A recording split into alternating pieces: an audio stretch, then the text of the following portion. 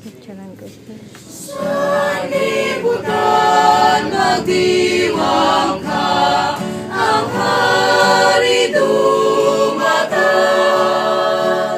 Puso natin ay ibukas upang patuloy siya. Bukod ang kalangitan at lahat sa sanlibutan, panabay na magdiwang at mag-awitan.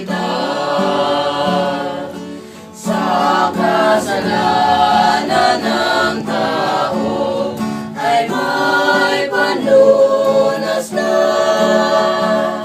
dahil sa tagapagligtas biyaya ay matatamo. Binawi niyang sumpa, binawi niyang sumpa, o halina at sa kanya magtiwala.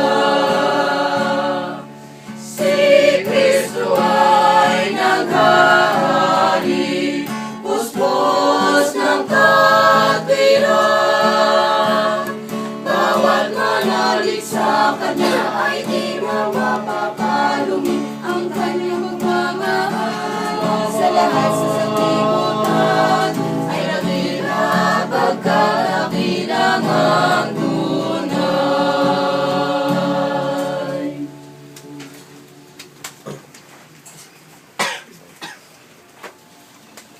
Magandang hapon po sa inyo, sa pamilya po. Anong pamilya niyo po din? Bigas. Mango po sa Legazpi. Bigas. Ang binunta po namin dito, yung tema po, Araw, yung may title po din niya, ako ng kuwan. isang awit. Sa opisina. Isang awit po ng lahat. Tapos isang mensahe po kasunod nito. Ito na po yun, isang mensahe. Tapos mamaya, isang panalangin. Kailangan po ang pinunta namin. Hindi kami kukuha ng mga bagay.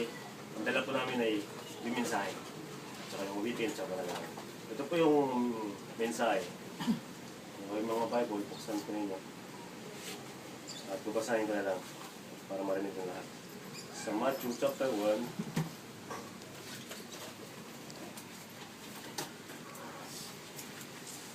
Wala 18 bang hanggang Meron, maliit eh. 21. Matthew chapter 1 verse 18 hanggang 21. Bible na kasama.